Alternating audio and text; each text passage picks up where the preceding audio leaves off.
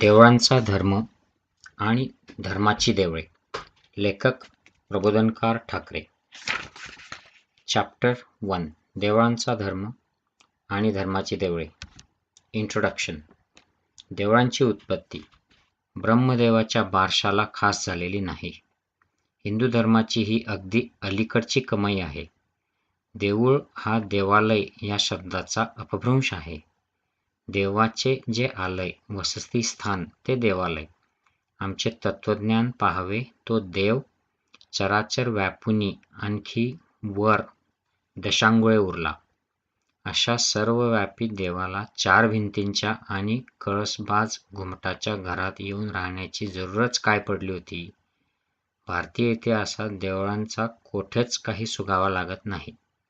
मग तोपर्यंत ते हिंदू देव थंडी वाऱ्यात कुडकुडत आणि उन्हातान्हात धडपडत पडले तरी कोठे होते? कोणतीही वस्तुस्थिती अथवा कल्पना प्रथमतः कितीही चांगल्या हेतूच्या पोटी जन्माला आलेली असली तरी काळ हा असला इल्मी जादूगार आहे की आपल्या धावत्या गतीबरोबर त्या हेतूने रंग आरपार बदलून त्या वस्तूला, स्थितीला आणि कल्पनेला सुद्धा उलटीपालटी करून टाकतो. पूर्वी स्तुत्य वाटणारी गोष्ट आज सर्वथैव निंद्य कशी ठरते याच्याच पुष्कळांना मोठे कोडे पडते. पण हे उलगडणे फारसे कठीण नाही. काळ हा अखंड प्रगतिशील आहे.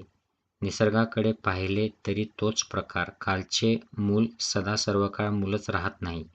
निसर्गधर्मानुसार कालगतीबरोबरच त्याचेही अंतर्बाह्य एकसारखे वाढतच जाते आणि अवघ्या 18 वर्षाच्या अवधीत तेच गोजूरवाणे मूल पिळदार ताठ जवानाच्या अवस्थेत स्थित्यंतर व रूपांतर झालेले आपणास दिसून काळाच्या प्रगतीच्या तीव्र वेगामुळे झपाझप मागे पडणारी प्रत्येक वस्तुस्थिती आणि कल्पना ती जर दगडधोंड्याप्रमाणे अचेतन अवस्थेत असेल तर प्रगमनशील डोळ्यांना ती विचित्र आणि निरुपयोगी दिसल्यास त्यात काहीच चुकीचे नाही.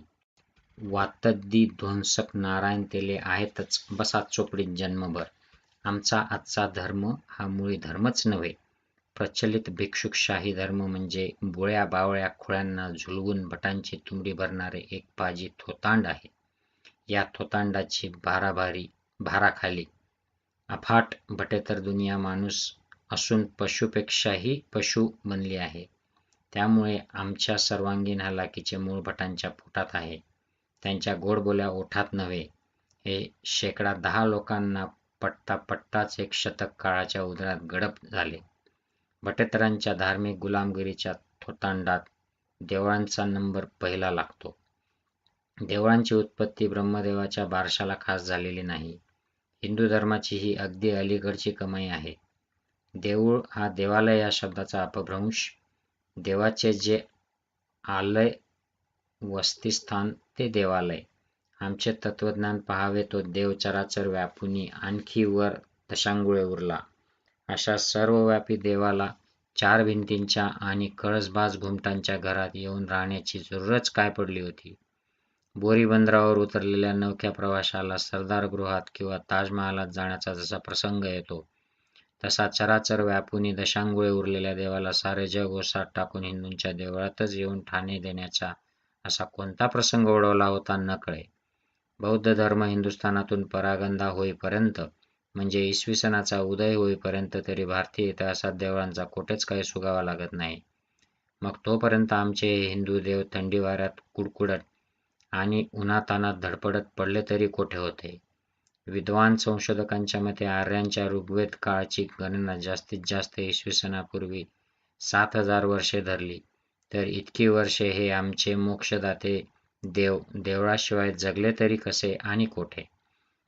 आजचा त्यांचा देवळातला थाट पाहिला तर जिवंत माणसाला एक वेळच्या कोरड्या भाकरीची पंचायत, पण या देवांना सकाळची न्याहारी, दुपारची पंचपक्वान्नांचे भरगच्च ताट, पुन्हा 3 प्रहरी टिफिन आणि रात्री जेवण याशिवाय दिवस सुना जायचा नाही. याशिवाय काकड आरत्या, माकड आरत्या, धूप आरत्या, शेजारत्या आहेतच.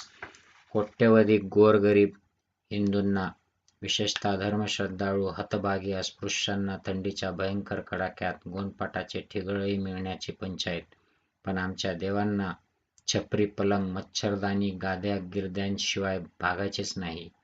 खुशाल चेंडू श्रीमंतांप्रमाणे असल्या अखंड ऐश्वर्यात लोळणाऱ्या देवांची स्थिती देवळे निर्माण होण्यापूर्वी कशी असावी याची प्रत्यक्ष प्रदर्शने म्हणून भिक्षुकशाहीच्या आद्य शंकराचार्यांनी महारवाडे, मांगवाडे, धेडवाडे व भंगीवाडे निर्माण करून ठेवले असावेत, असा प्रश्न येतो.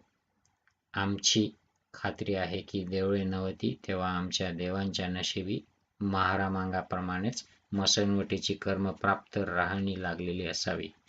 या राहणीतून आपला उद्धार व्हावा आणि काकड-माकड आरत्यांचे आणि घट नगाऱ्यांचे ऐश्वर्य आपणास लावावे म्हणून आमच्या देवळ्या देवांनी भटांची खूप पायचाटी केली. तेव्हा भटांच्या वेदोक्त मेहरबानीने त्यांना तुरुंगवजा देवळातली भटमान्य राजविलासी राहणी लाभली. देवळे आणि देव यांची आज अशी विल्हेवाट लावावी याचा विचार करण्यापूर्वी या दोन संस्था मूळ अस्तित्वात कशा आल्या याची रूपरेषा वाचकांपुढे ठेवणे जरूर आहे. यासाठी आर्य संस्कृतीच्या जोडीनेच इजिप्त आणि मेसोपोटामियाकडे परिणत होत असलेल्या सेमेटिक लोकांच्या संस्कृतीचा प्राचीन इतिहास आपण संक्षेपाने समालोचन केला पाहिजे.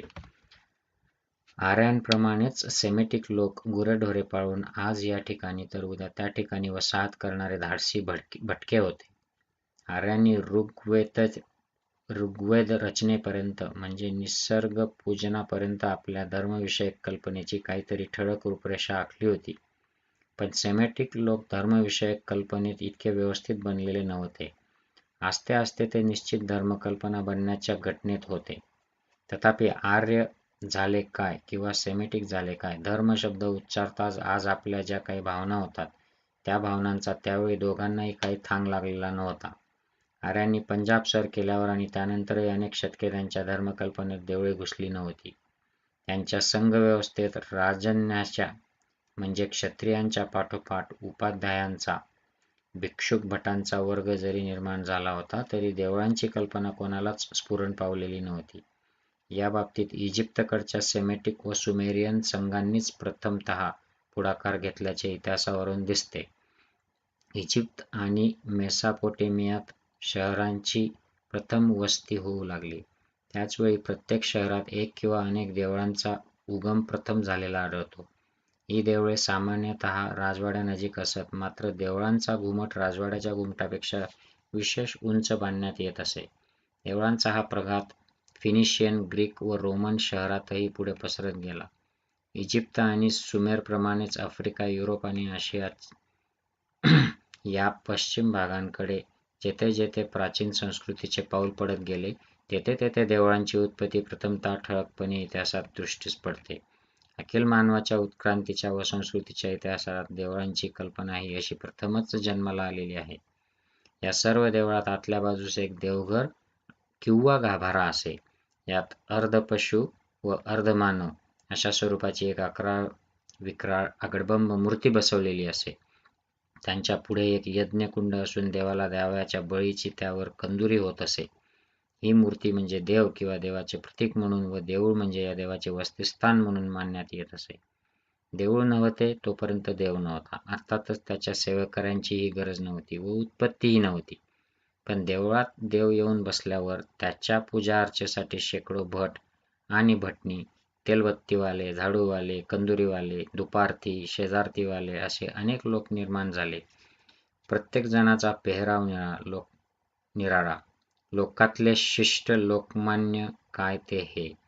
आर्यांप्रमाणे जो क्षत्रिय तोच ब्राह्मण, तोच गृहपती, यजमान, वेळ पडेल तसे काम करणारा, ही पद्धत या लोकात नव्हती. यांनी आपापला एक निराळाच ठराविक व्यवसायाचा संघ बनविला. भट म्हणजे भट, मग तो कंदुरी करायचा नाही, कंदुरीवाला निराळा.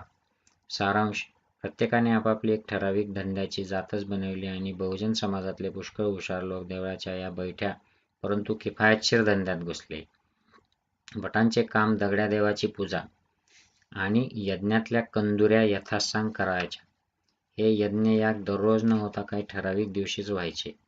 लोकांची भटकी वसाहत प्रवृत्ती आता बरीच शिथिल होऊन त्यांना शहरवासाची चटक लागत चालली होती. 6 दिवस काबाड कष्ट केल्यावर 7वा दिवस विश्रांतीचा असावा.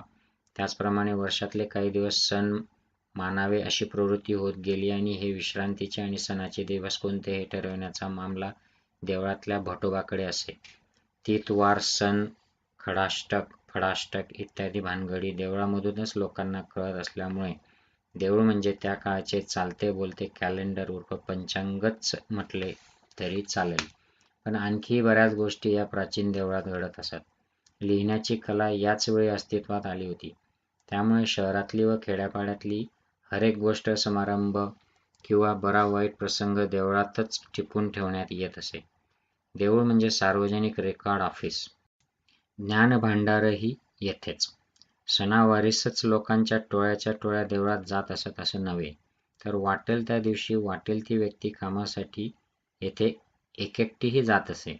त्या काळचे भटजी वैद्यकी आणि छाछूही करीत असत. त्यांची प्रवृत्तीही परोपकारी असे.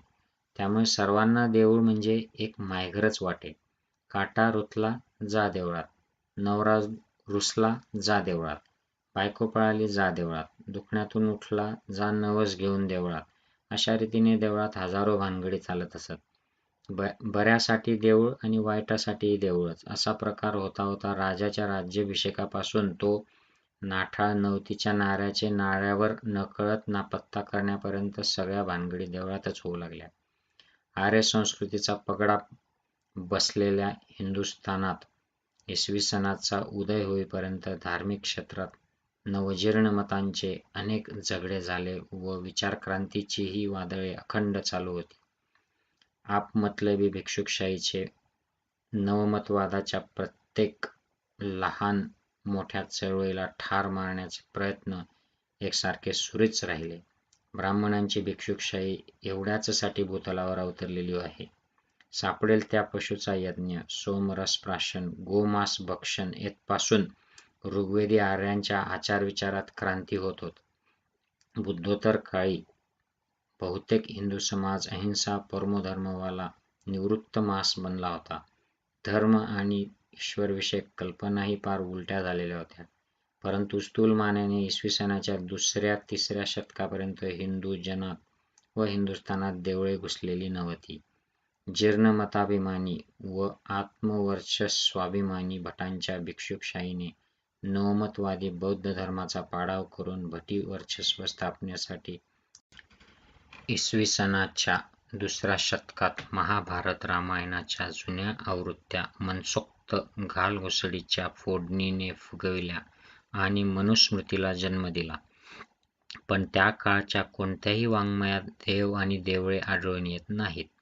नाही म्हणायला बौद्ध धर्म सम्राट अशोकाच्या आमदानीपासून बौद्ध भिक्षूंच्या योगक्षेमासाठी आणि स्वाध्यायासाठी ठिकठिकाणी मोठे मोठे विहार, लेणी, गुहा, संघ, मंदिरे अस्तित्वात आलेली होती. पुढे पुढे या संघ मंदिरात महात्मा बुद्धाच्या मूर्ती स्थापन करून त्यांच्या पूजा अर्चा बौद्धांच्या हीनयान पंथाने सुरू केल्या. हिंदुस्थानात देवदेवळांचा उगम शोधीतच गेले तर तो या बौद्ध विहारातच बिनचूक सापडतो. नंतर इसवी सनाच्या 7व्या-8व्या शतकात भिक्षुकशाहीचे उद्धारक आद्य शंकराचार्य यांचा अवतार झाला. त्यांनी शुद्धी करून संघटनात सामील करून घेतलेल्या सिथियनांच्या उर्फ राजपुतांच्या पाठबळीने बौद्धांच्या भयंकर कत्तली करविल्या. त्यांच्या विहारांची नासधूस केली. उरल्या-सुरल्या बौद्धांना देशोधडीला लावले. लक्षावधी लोकांना मसणवटीत पार धुडकावले. या दुर्दैवी लोकांच्या नशिबाची माणुसकीही हिरावून घेण्यात आली. अशा रीतीने हिंदुस्थानात हिंदू समाजात अगदी पहिल्यानेच आद्य शंकराचार्याने अस्पृश्यता निर्माण केली. ठिकठिकाणच्या बौद्ध विहारातल्या पवित्र वस्तूंचा आणि बौद्ध मूर्तींचा उच्छेद केला आणि तेथे शंकराच्या पिंड्या थापल्या. कित्येक ठिकाणी तर बुद्धाच्या मूर्तींनाच थोडाबहुत फरक करून त्यांना शंकर मूर्तीचा बाप्तिस्मा दिला. अशा रीतीने बौद्ध विहारांचे रूपांतर शंकराच्या देवळात झाले. जोपर्यंत चिलीमच नव्हती तोपर्यंत गांजाची जरूर कोणालाच नव्हती. देवळांच्या चिलमी निघाल्यावर निरनिराळ्या देवांचा गांजा पिकवायचा हिंदूंच्या तरळ कल्पनेला कसला आयास? शंकराची देवळे निघतात न निघतात तोच गणपती सोंड हलवीत, मारुती गदा झेलीत, बनसील धर कृष्ण मुरली मिरवीत एकामागून एक हजर. समाज बहिष्कृत पडल्यामुळे अस्पृश्य ठरलेल्या लक्षावधी लोकांनीही आपल्या जीवाच्या समाधानार्थ म्हसोबा, खैसोबा, चेडोबा असे अनेक ओबा देव साध्या दगडांना शेंदूर फासून निर्माण केले. आद्य शंकराचार्यांनी रक्तपाताच्या अत्याचारी पुण्याईवर पुनरुज्जीवित केलेली भिक्षुकशाही जसजशी थरारू लागली, तसतशी जातीभेदाची आणि देवळांची पैदास डुकरणीच्या अवलादीला बरे म्हणू लागली. हिंदूंच्या देवळांची उत्पत्तीही अशी झालेली आहे. शंकराचार्यांनी ब्राह्मणी धर्माच्या पुरस्कारासाठी बौद्ध धर्माचा नायनाट केला. त्यातल्या सूडाची नांगी इतकी भयंकर, जहरी व खुनशी होती की चालू घटकेपर्यंत बौद्ध धर्माचा दिवसाढवळा अपमान व उपहास करीत आहे. हिंदूजनांच्या मनात बौद्ध द्वेषाचे पेरलेले भिक्षुकशाही विष आज कसे थैमान घालीत असते हे वाटेल त्या बौद्ध लेण्यात पाहून घ्यावे. वास्तविक या विहारात किंवा लेण्यात महात्मा बुद्धाचे बौद्ध भिक्षू अहिंसा परमो धर्मचे तत्वचिंतन आणि भूतदया क्षमा शांती या सात्विक गुणांचा परिपोष व प्रसार करीत असत. शंकराचार्यांचा भिक्षुकी हात या विहारांवरून फिरताच त्यांची खाडकन स्मशाने बनली. ते गरीब जनसेवक बौद्ध भिक्षू रसातळाला गेले. त्यांचा अहिंसावाद हवेत वितळला. ताबडतोब प्रत्येक लेण्यात एकेका देवाची अगर देवीची देवळे उगवली आणि त्यांना कोंबड्या बकऱ्यांच्या कंदुऱ्यांची संतुष्ट करणाऱ्या भक्तजनांच्या टोळ्या लाखांनी मोजण्या इतक्या फुगल्या. यावेळी 18 पुराणांचीही बटी पैदास झालेली असल्यामुळे हिंदू समाजातल्या व्यक्तिमात्राची नातीगोती जरी जातीभेदाच्या घरटात वस्त्रगाळ भरडली गेली होती, तरी देवांच्या आणि देवींच्या गोतावळ्याची जाळी सताड मोकाट सुटलेली होती.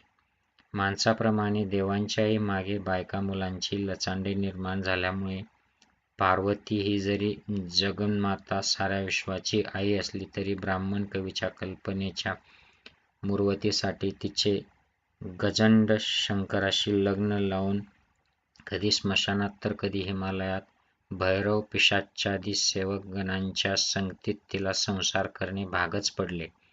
सृष्टिविधात्या ब्रह्मदेवाला सृष्टी उत्पन्न झाल्यावर विष्णूच्या बेंबटातून खेचून काढणाऱ्या भिक्षुकशाहीने असली देवदेवीची गोतावळ्यांची लफडी इतकी निर्माण केलेली आहेत की त्यांच्या वंशवेलात सद्धर्माचाही थांग आज लागणे मुश्किलीचे होऊन बसले आहे. फार दूर नको, लोणावळ्याजवळची कार्ला लेणी पहा. ही वास्तविक बौद्धांची. तेथल्या त्या ओवऱ्या, ते दिवाणखाने, ते स्तूप साऱ्या बौद्धांच्या स्वाध्यायाश्रमाच्या जागा. तेथे बाहेर एक देवी प्रकट झाली. तिचे नाव एकविरा. हिला वेहेरेची देवी असेही म्हणतात. ती म्हणे पांडवांची बहीण. हिच्यासाठी भीमाने एका रात्रीत ही लेणी कोरून काढली. हिचा दुसरा इतिहास काय, तर ही रेणुका परशुरामाची आई.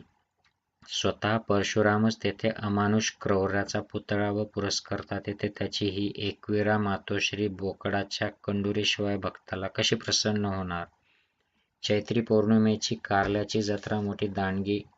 हजारो मराठे, कोळी, बरेचसे कायस्थ प्रभू वगैरे भटेतर लोक यावेळी तेथे नवस फेडायला जातात. नवसापायी शेळ्या मेंढ्यांचे कळपच्या कळप फडशा पडून ही कार्ला लेणी रक्तात न्हाऊन निघतात.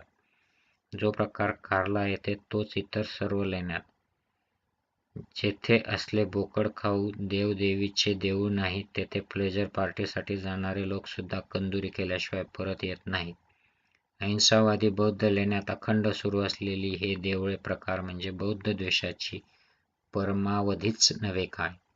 सारांश: भिक्षुकशाहीचा प्रतिस्पर्ध्याविषयीचा द्वेष पिढ्यानपिढ्या टिकणार असतो हे विसरता कामा नये. मनुस्मृती, पुराणे आणि देवळे असा तिपेटी फास हिंदू समाजावर लटकावून भिक्षुकशाही ब्राह्मणांनी आपल्या जातीच्या सवत्या सुभ्याचे सोवळे वर्चस्व आजवर टिकवून धरलेले आहे. या मर्मावर कोणी घाव घालताच एकजात सुधारक दुर्धारक भटे सापासारखी का फुसफुसतात याचे अजून बऱ्याच बावळट शहाण्यांना आणि भोळसट भटेतरांना मोठे आश्चर्य वाटते. मनुस्मृती, पुराणे आणि देवळे या तीनच गोष्टींवर आज प्रत्येक भट जगत असतो. पण या तीनच गोष्टी म्हणजे अखिल 72 दुनियेच्या उरावर 3 प्राणघातक धोंडी आहेत. या 3 गोष्टी नष्ट करा, जाळून पळून खाक करा की भिक्षुकशाही रसातळाला गेलीच. प्रदर्शनासाठी तिचा वाळवून ठेवलेला नमुनाही हाती लागणार नाही. पण हा सोन्याचा दिवस उगवण्यापूर्वी ब्राह्मणांनी या 3 महापातकांबद्दल बटेतरांच्या मनावर डागलेली धार्मिक पापपुण्याची मोहिनी नाहीशी करणे फार कठीण काम आहे. देवळांचा उपयोग पूर्वी प्राचीन काळी कदाचित चांगला होत असेल. धर्मप्रसाराचे व धर्मरक्षणाचे कार्य या देवळांनी किंवा त्यातल्या धोंड्या दगड्या देवदेवींना आजपर्यंत काय केले हे इतिहासावरूनच दिसत आहे. गझनीच्या मोहम्मदाच्या सोट्याचा तडाखा सोमनाथाच्या टाळक्यावर पडेपर्यंत हिंदूंचे देव म्हणजे इम्पेरियल बँकेचे बाप असावेत अशी पुसटसुद्धा कल्पना कधी इतिहासाला आलेली नव्हती. त्यावेळेपर्यंत लघुरुद्र महारुद्राची रात्रंदिवस अखंड बोंबाबोंब करणारे हिंदू आणि त्यांचे पराक्रमी राजे सोमनाथाच्या पिंडीखालच्या भुयारात संपत्ती साठवण्याचा धर्मवान धंदा करीत असतील हे मोहम्मद गझनीला जसे बिनचूक कळले तसे फुटक्या कपाळाच्या सोमनाथालाही कळले नसावे असे वाटते. म्हणूनच महम्मदाच्या बजरंगी सोट्याने धाड एकामागून 2-3 तडाख खाईपर्यंत त्याला आपल्यावरील प्रसंगाची कल्पना आली नाही. कल्पनेचे मंदिर टाळके तेच कडाड फुटल्यावर कल्पना तेथे राहणार कशी? आणि प्रामाणिक वेश्येप्रमाणे राहिलीच तर ती सोमनाथाला कळणार कशी? मोहम्मद गझनीच्या वेळेपर्यंत हिंदूंची देवळे म्हणजे अनंत भल्याबुऱ्या त्रागड्यांची पेवे बनलेली होती. हा वेळ पावेतो मुसलमानी स्वारीवाल्यांना देव आणि देवळे फोडण्याची कल्पना, कुमकुमी किंवा वेळ मुळीच माहीत नव्हते. देव आणि देवळे फोडण्याची चटक मुसलमानांना सोमनाथाने लावलेली आहे. सोट्याच्या 3 दणक्यात पिंडीखाली जर अपरंपार द्रव्य आणि सगळ्या राजकारणी गुन्ह्याचे कागदपत्रे मिळाले तर असल्या घसघशीत बोहाणीच्या जोरावर देवळे फोडण्याचा धंदा सर्रास चालू न करायला ते धाडसी मुसलमान मूर्ख किंवा हिंदू थोडेच होते. चालू घडीचा मुसलमानांचा देवळे फोडण्याचा व देव बाटवण्याचा प्रघात पीछे से आई और आगे बढी असल्या वृत्तीचा केवळ भोलानाथ आहे. यापेक्षा त्यात विशेष काही नाही. भिक्षुकशाहीचा भट म्हणजे धर्मांचा संरक्षक, त्याचा पालनकर्ता. भट जिवंत तर धर्म जिवंत. भट ओंकारेश्वराला गेला की धर्म तेव्हाच जाणार सोनापुरात. ब्राह्मण वर्गानेच आजपर्यंत धर्म जगविला ही भिक्षुकशाहीच्या प्रत्येक जहाल मवाळ गबाळ टवाळ भटांची आरोळी. देवळे म्हणजे धर्माची आगरे. धर्माची गंगा इथेच उगम पावते. त्या उगमावरच भटांचे आसन. देवळात तर प्रत्यक्ष देव, साऱ्या विश्वाचा स्वामी, चराचर व्यापुनी आणखी वर जो दशांगुळे उरला तो हिंदूंच्या देवळात जाऊन बसला. असल्या देवांचे कोण काय करणार? देव मनात आणील अगर त्याचा कट्टा भक्त देव मानवातला जन्मसिद्ध सदनपट्ट्याचा दलाल भट त्याला मनात आणायला लावेल तर डोळ्याची पापणी लवते न लवते तोच साऱ्या विश्वाची होळी होईल असा त्या देवाचा पराक्रम. युद्धक्षेत्राच्या आणि संसाराच्या लढाया लढण्यापूर्वी प्रत्येक वीर या देवापुढे कापराची पोती जाळून त्याचा व त्याच्या दलालाचा आशीर्वाद घेत असे. अशा या जगतचालक सर्व पराक्रमी कर्तुम अन्यथा व कर्तुम सोमनाथावर ज्यावेळी महम्मदाने सोटा उगारला त्यावेळी राजपूत राजांच्या घिसाळ दक्षिणांवर टोणग्याप्रमाणे चरणारे हे देवधर्म संरक्षक भट कोठे होते? हे सारे पंचा सावरून आधीच बाल्या पळाले होते. सोमनाथ म्हणे मोठे जागृत कडकडीत दैवत, पण या दैवताचा कडकडीतपणा आणि जागृतपणा सुद्धा ऐन प्रसंगी वायभार ठरला. जेथे देवच स्वतःचे संरक्षण करू शकला नाही तेथे भटांनी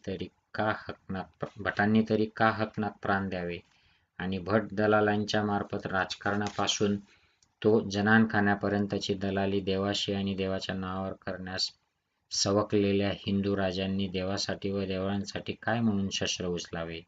सगळीच जेथे बडवेगिरी तेथे धर्माच्या पोकळ नावासाठी आणि पापपुण्याच्या पाचकळ कल्पनेसाठी कोण कशाला आपला जीव धोक्यात घालतो?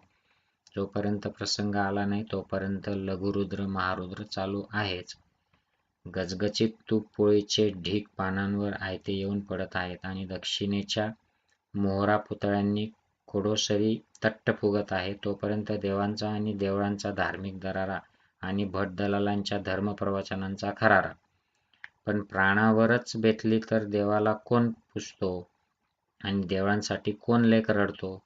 मानला तर देव, नाहीतर धोंडा, आणि मानले तर देऊळ, नाहीतर कुंटणखाना.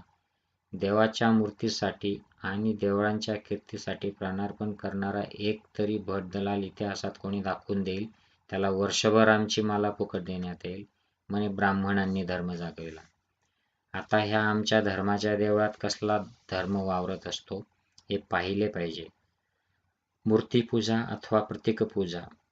अनादि मध्यात्मनम तविवर्यम अशा परमेश्वर चिंतनार्थ उपयोगी पडणारे हे सुटसुटीत साधन म्हणून काही काळ क्षम्य ठरेल व आजपर्यंत ठरलेही. परंतु देवळातही ही मूर्ती म्हणजे देव नव्हे, केवळ धोंडा, भातुकलीच्या खेळातल्या बाहुलीसारखी क्षुद्र वस्तू. ही वस्तुस्थिती पुजारी भटदलालांपासून तो तिच्यापुढे कपाळे घासणाऱ्या भक्त भक्तिनीपर्यंत सर्वांना स्वच्छ माहीत असते.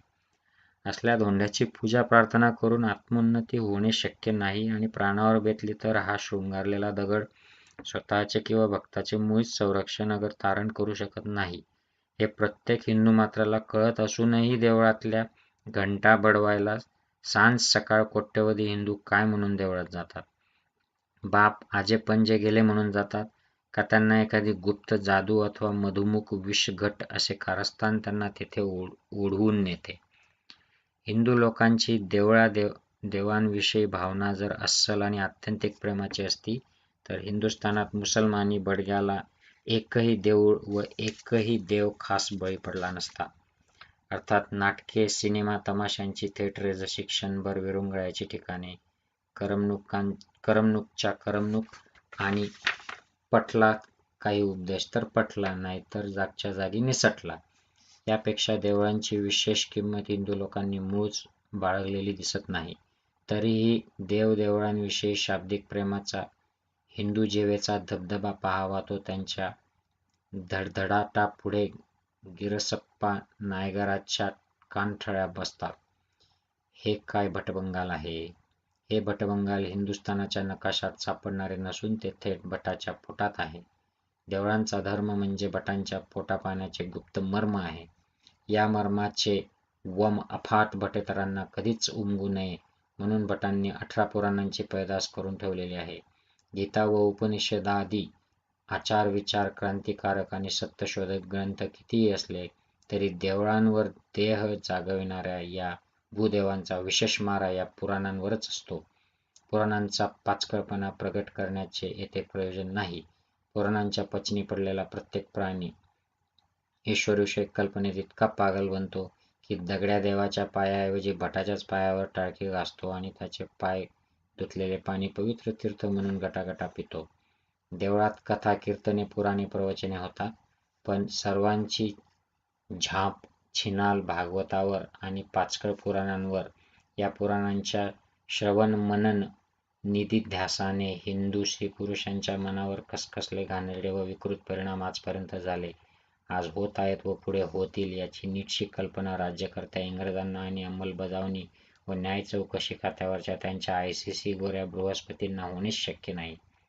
म्हणूनच भटीपुराणातून केलेल्या भटेतरांच्या बीभत्स नालस्तीच्या दंशाच्या वेदना त्यांना भासत नाहीत.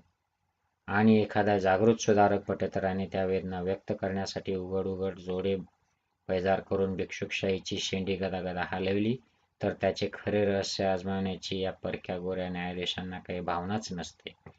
अर्थातच त्यांच्या न्यायाचा काटा धोब्याच्या आडव्या उभ्या धावाप्रमाणे पुराण मंडनावर म्हणजेच भिक्षुक भटाच्या जानव्यात बऱ्याच वेळा अडकून पडतो. देवळांचे महात्म्य पुराणांनी वाढवले. पुराणे म्हणजे शिमगा असे पुष्कळ विचारवंतांचे म्हणणे आहे. पुराणे म्हणजे शौचकूप असे आमचे मत आहे. पुराणात काही गोष्टी चांगल्या आहेत असे काही भेदरट सुधारकही म्हणतात. असतील. शौचकूपात पडलेल्या मोहरा, पुतळा ज्यांना उचलायच्या असतील त्यांनी खुशाल उचलाव्या. आम्ही त्यांचा हात धरू इच्छित नाही. पुराणे म्हणजे शौचकूप ठरल्यावर त्यांच्या जीवावर जगणाऱ्या देवळात काय काय पातकाच्या गिरण्या सुरू असतात याची कल्पनाच केलेली बरी. देवळे म्हणजे भिक्षुकशाहीच्या जन्मसिद्ध वतनी जहागिऱ्या. देवळाशिवाय भट नाही आणि भटाशिवाय देऊळ नाही. एक सनातनी नियमच ठरून गेला. यामुळे पुराणप्रसव्या भटांनी देवळांची संख्या भरमसाठ वाढविण्यासाठी देवसंख्या वाढवीत वाढवीत 33 कोटीवर नेऊन भिडवली.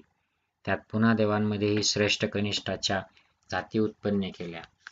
विष्णू पुराणात विष्णू श्रेष्ठ, बाकी देव लुच्चे. गणेश पुराणात गणेश श्रेष्ठ, बाकी देव कुचकामी.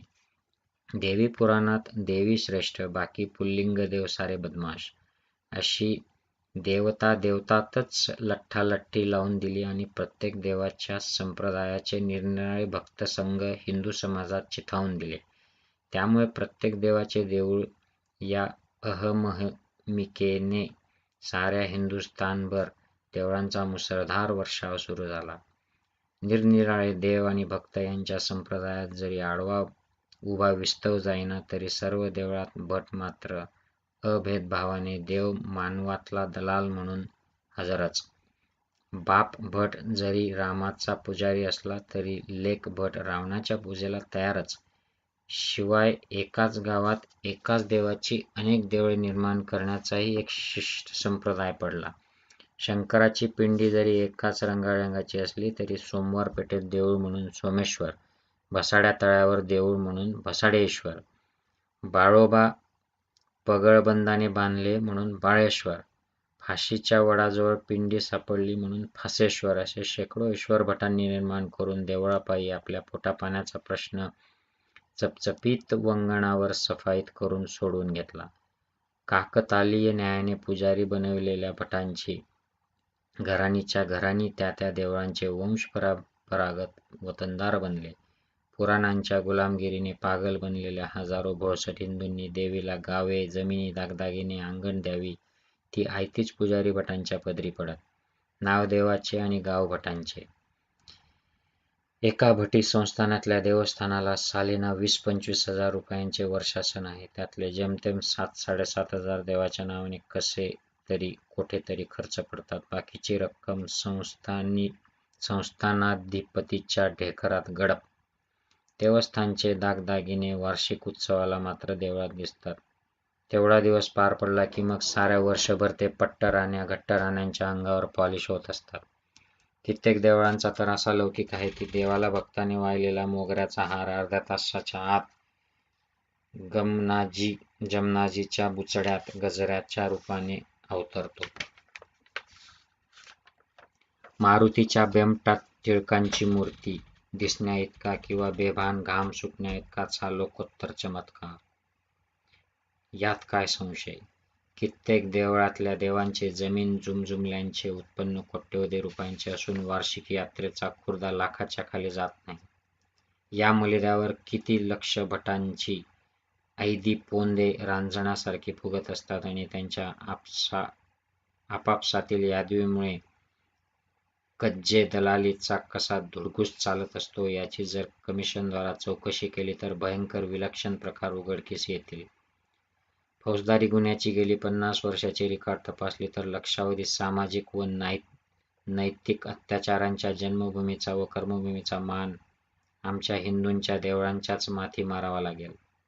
सारांश. धर्माची देवळ म्हणून हिंदू कितीही नाचत असले तरी आजच्या देवळांचा धर्म असा चमत्कारिक व शिसारी येण्याइतका गलिच्छ बनला आहे की त्यामुळे शंकराच्या पिंडीच्या उत्पत्तीची पवित्र पुराणोक्त कथा पुष्कळच सभ्य ठरेल.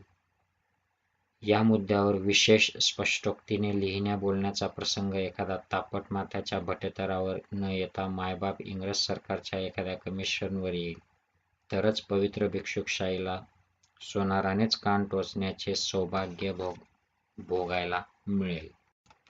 देवळांमुळे आणि त्यातल्या देवांमुळे हिंदू समाजाची आत्मिक उन्नती किती झाली हे भटभिक्षुकांच्या लठ्ठ लुडलुडीत पोटावरून ठरवायचे असेल तर आजचा हिंदू समाज आध्यात्मिक मोक्षाला पोचल्याची थेट पावती द्यायला काही हरकत नाही.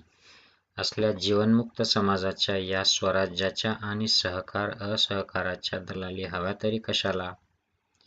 10 वर्षापूर्वीपर्यंत राजकारणी त्रागड्यांच्या जोरावर हिंदूंचे सर्वांगीण पुनरुज्जीवन आणि एकजिन्सी संघटन करण्याची मिजास मारणारी भटेसुद्धा आज सामाजिक सुधारणेच्या तुणतुण्यावर आपल्या भिक्षुकी अकलेच्या छकड्या गाऊ लागली आहेत.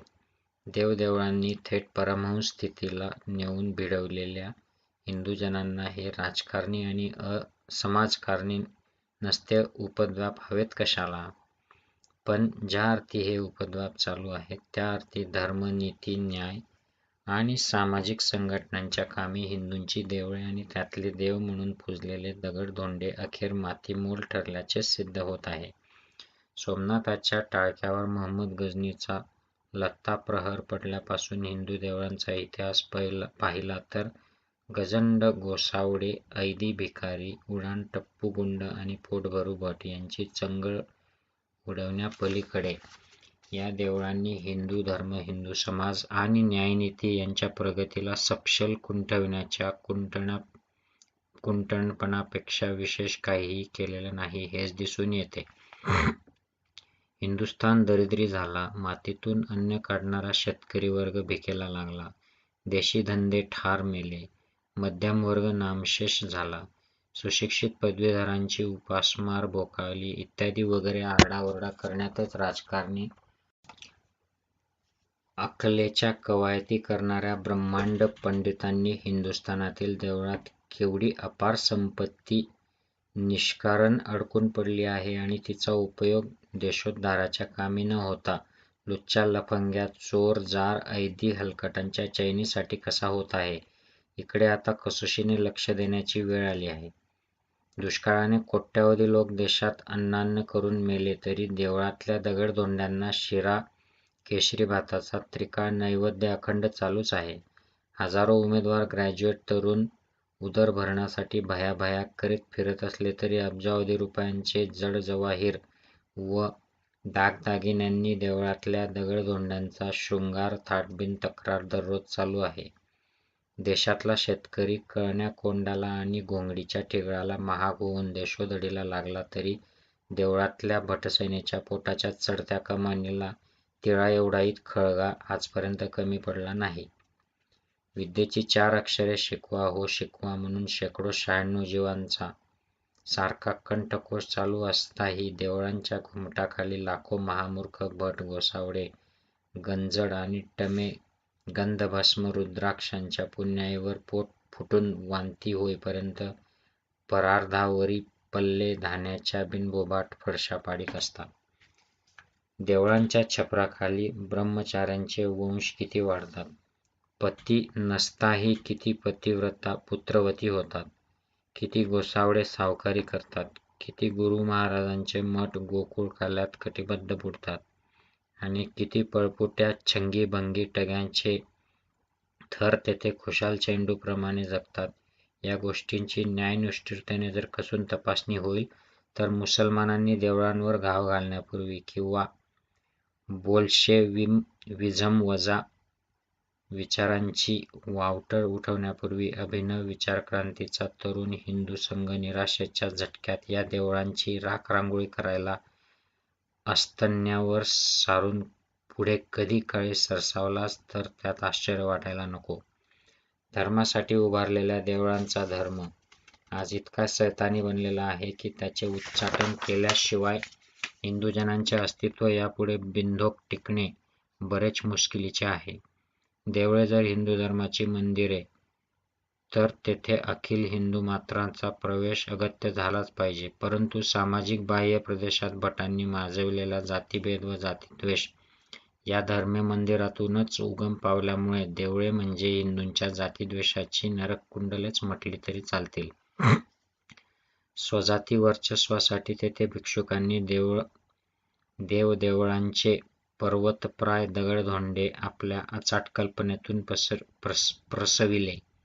तेथे देवळे हिंदूंची म्हणून जरी मनात मिरवली तरी ती भटांची खास मिरास या भावनेनेच आजपर्यंत चालू आहे. धर्माची गंगा देवळात, देवळांचा गंगाराम भट आणि भट म्हणजे सर्व हिंदू समाजाचा जन्मसिद्ध पिता, गुरु, न्यायाधीश, मोक्षदाता आणि भूदेव. अखिल हिंदुजनांनी आपले वर्चस्व फुंकून देवळांच्या आणि देवांच्या पायावर ओतले तरी देऊळ आणि देव यांचा खरा मालक भटच. यांच्याशिवाय देव कुणाचीच पूजा घेत नाही. कोणी आडदान भटेतर बळेच करू म्हणेल तर देव ती मान्य करीत नाही. लागलीच तो भंगतो. त्याला दरदरून घाम फुटतो. त्याला इन्फ्लुएन्झा होतो. मग तो नवसाला कळत नाही. शेजारतीला निजत नाही. काकडा आरतीला उठत नाही. नैवेद्याचे ताट चाटीत नाही. पालखीत बसत नाही. देवाला एखादी देवी असली तर तिच्याही रंगमहालात जात नाही. विडा खात नाही. खाल्ला तर गिळत नाही आणि थुंकतही नाही. असा मोठा हाहाकार उडतो. पोटापाण्याची काळजी नसलेल्या भटदलालांच्याही तोंडचे पाणी पळते. कित्येक वेळा तुरुंगातून निसटलेल्या बिलंदर कैद्याप्रमाणे देवळातून देव पटकन नाहीसा होतो आणि पुनवडीचा पोटेश्वर एकदम पैठणच्या पटांगणात फडेश्वर म्हणून उपस्थित होतो. असल्या माथेफिरू देवदेवींना ताळ्यावर आणण्याचे सामर्थ्य अवघ्या विश्वात फक्त एकट्या भटभूदेवाच्याच हाती असल्यामुळे भटेतर हिंदुजनांना देव आणि देवळाशी राहणारा संबंध किती जवळ किती लांब असावा हे ठरविण्याची मुखत्यारी देवळाच्या उत्पत्ती काळापासून सर्वस्वी भटार्पणच राहिली आहे. यात काही नवल नसले तरी त्यात भटेतर हिंदूंच्या गुलामी मनोवृत्तीचा इतिहासच स्पष्ट चित्रित झालेला आहे. गोळीला तुम्ही आणि पोळीला आम्ही हा भटांचा सनातन धर्म त्यांनी आजपर्यंत पोटापाड मेहनत करून टिकवला आहे. समाजक्षेत्रात भिक्षुकशाहीला जगद्गुरूंनी हिंदूतच स्पृश्य आणि अस्पृश्य अशी सनातनी द्वैताची पोखरण घातल्यावर त्यांच्या दंडधारकांनी आणि पवित्र बडव्यांनी स्पृश्य भागातही भट-बटेतर भेदाची रामरक्षा रांगोळी ओढून ठेवण्याचा जोरकस प्रयत्न करण्यात या हिंदूब्रव देवळांचाच प्रामुख्याने उपयोग करून घेतला आहे. भट-बटेतर वादाची नरक नदी देवळातून उगम पावलेली आहे आणि ज्यांना हा वाद अजिबात समूळ नष्ट व्हावा असे मनापासून वाटत असेल त्या सर्व विवेकवादी स्पृश्य हिंदुजनांनी आपल्या कडव्या निषेधाचा पहिला घाव या देवळांवरच घातला पाहिजे. देवळांचे सफाई महात्म्य नष्ट झाल्याशिवाय हिंदू समाजाच्या गुलामगिरीला कारण झालेल्या व होणाऱ्या द्वैत भावनेचा या हिंदुस्थानातून बिमोड होणार नाही. मूर्तिपूजा बरी की वाईट, खरी की खोटी, तारक की मारक इत्यादी मुद्दे जरी बाजूला ठेवले तरी देवळातल्या देवात काहीतरी विशेष देवपणा असणे आणि तसा तो अकिल्मिष भासणे अगत्याचे आहे. देवाची ये द्वारी उभा क्षण बरी, तेने मुक्ती चारी साधी येल्या अशा भावनेचे अभंग कवनात कितीही गोड वाटले तरी ते हिंदू देवळांच्या व देवांच्या बाबतीत शब्दशः भंगतात.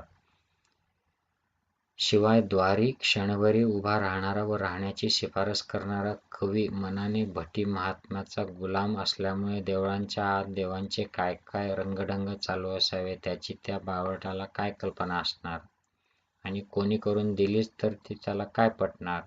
देवळात गेले की मन क्षणभर तापातून मुक्त व्हावे, शांत व्हावे, घटकाभर जगाला विसरावे आणि देवाच्या चरणावर मस्तक ठेवून परमेश्वरी सृष्टीच्या अनंतत्वात विलीन व्हावे असा अनुभव येण्याइतके या देवांच्या मूर्तीत काय असते. जो माणसाचा थाट तोच देवांचा थाट, ज्या माणसाच्या चैनीच्या गोष्टी त्याच देवांच्या, माणसाच्या भावना त्याच देवांच्या भावना. माणसांना थंडी वाजते, देवांना वाजते. गावात उन्हाळा कडकडला की देवाला पंखा सुरू झालाच. शंकराच्या पिंडीवर गळणीचे गाडगे लटकलेच.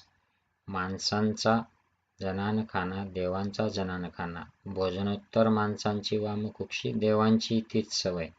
माणसे रात्री निसतात, देवसुद्धा शेजारती होताच पलंगी पहुडतात. मग सकाळच्या काकड आरतीपर्यंत देव जागे व्हायचे नाहीत.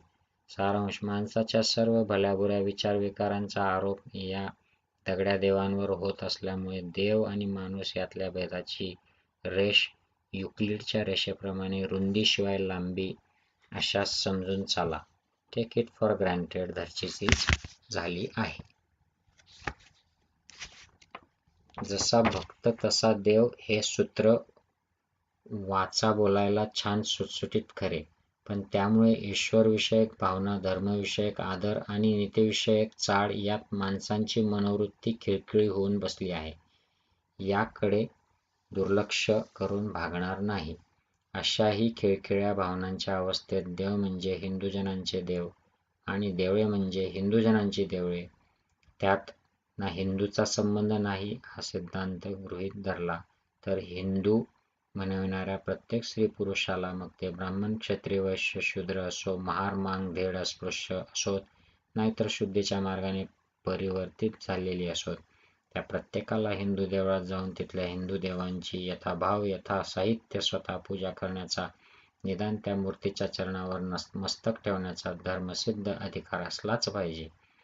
हा अधिकार जेथे जेथे नसेल, लौकिकी व्यवहारातले जातीभेद, मतभेद, आचार-विचारभेद जर देवळातही धुडगूस घालीत असतील आणि उकिरडा सदैव पसरलेला राहत असेल, तर कोणाच्याही मनोभावांची पर्वा न करता कडवे सुधारक या नात्याने लोकशाहीची शपथ घेऊन आम्ही स्पष्ट म्हणतो की ही देवळे नसून सैतानखाने आहेत. हिंदू संघातल्या माणसामाणसातच असली आसमानी सुलतानी गाजविणाऱ्या देवळांच्या पुरस्कर्त्यांना शुद्धी संघटनेच्या वल्गना किती दांभिकपणाच्या आणि लुच्चगिरीच्या आहेत, याचा वाचकांनीच विचार करावा. सध्या लोकशाहीचे वारे वाहत आहेत. व्यक्तिमात्राच्या स्वातंत्र्याला विरोध करण्याची आज कोणाचीही प्राज्ञा नाही. अशावेळी हिंदू देवळातही लोकशाहीची वावटळ घुसणे अगत्याचे आहे.